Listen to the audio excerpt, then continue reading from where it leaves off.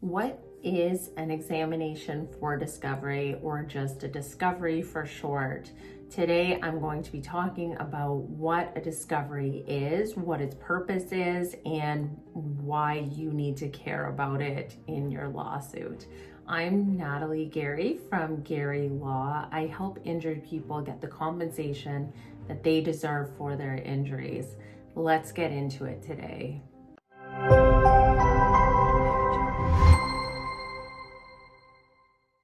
Discovery is called this because it allows both sides in the lawsuit, the plaintiff and the defendant, to learn about what the other party's case is.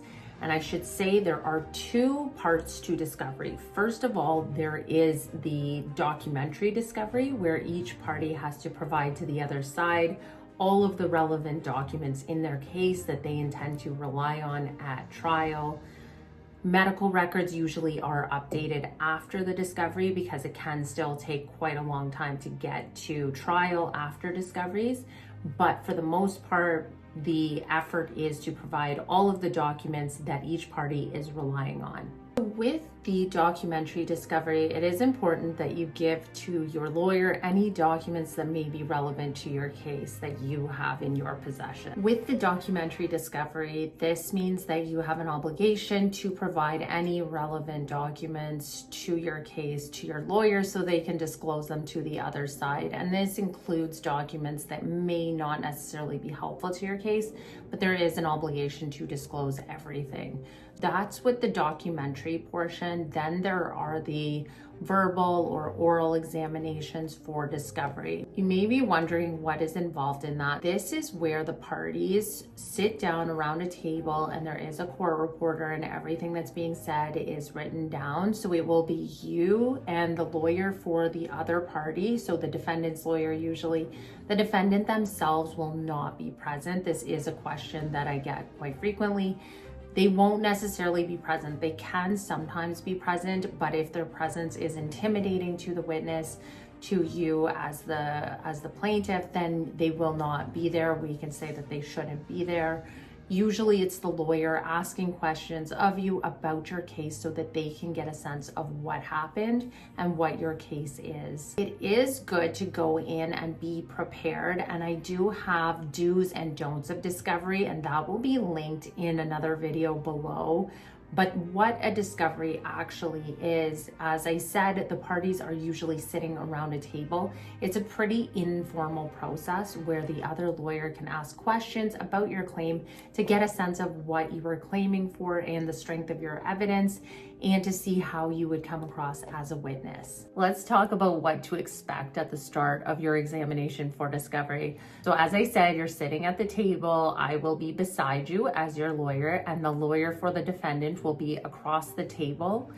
To one of your sides, there will also be a court reporter, or if this is done virtually, then you will see in one of the squares there's a court reporter and you'll see the other party. So at the start of your discovery, you will be stating and spelling your name for the record because everything will be written down. And then you are affirming to tell the truth. The court reporter will be asking you if you confirm that everything stated on the day of your discovery will be the truth. And it's important here that you take this seriously, because then if this is going in front of the court later, then it will be brought up that you did say that you were telling the truth on this day. And you might be wondering, what is the point of the examination for discovery? From a less formal perspective, it's the chance for the defense to hear you as a witness, see what you're like, and to get a sense of what had happened to you in the accident. You will be explaining from your perspective how the accident has affected you, what happened, and all of that. From a more technical legal perspective, there are 4 ways that the discovery transcript can be used. You might like to know these so you can understand better what the reason behind the discovery is from a legal perspective. First of all, the transcript that's typed out from the discovery can be used at trial only by the other party. So they can read in part of the evidence to say, this is what you said at discovery.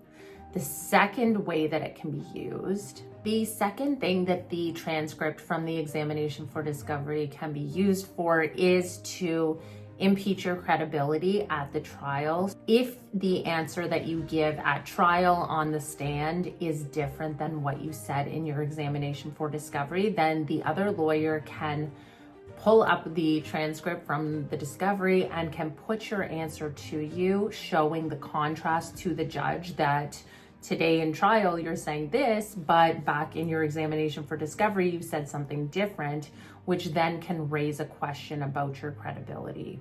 This is why it's important to read my do's and don'ts of discovery, because I get into some tips that can help to prevent this from happening later, just in terms of not painting yourself into a corner with your answer so that your answer could be contradictory later. Please check out that video. It will be linked below. The third reason for the examination for discovery transcript and the legal way that it could be used is as evidence in a motion like a summary judgment motion, which is a motion that would basically have a shorter hearing of your matter so that the judge can decide it more quickly, and it would show what your evidence was and maybe show that there is no evidence on a certain point. That's another reason that the transcript can be used. The final fourth reason why it's used from a technical legal perspective is it can be used if the witness is no longer available or is deceased. So in the case where an injury is so serious that the person examined passes away before the trial, then in limited circumstances that transcript can be used at the trial as evidence.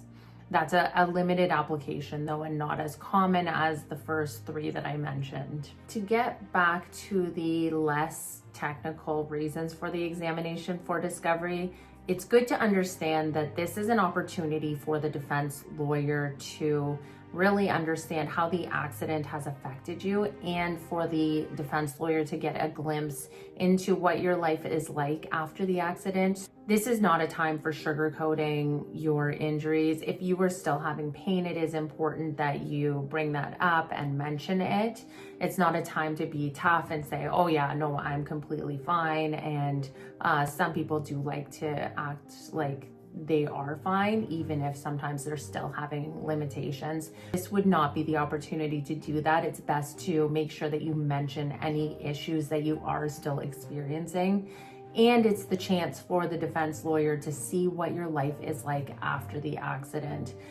I should mention that most cases do settle before they go to trial. So this may be your opportunity to have your evidence put out there, and it may be the only chance. It may be more rare.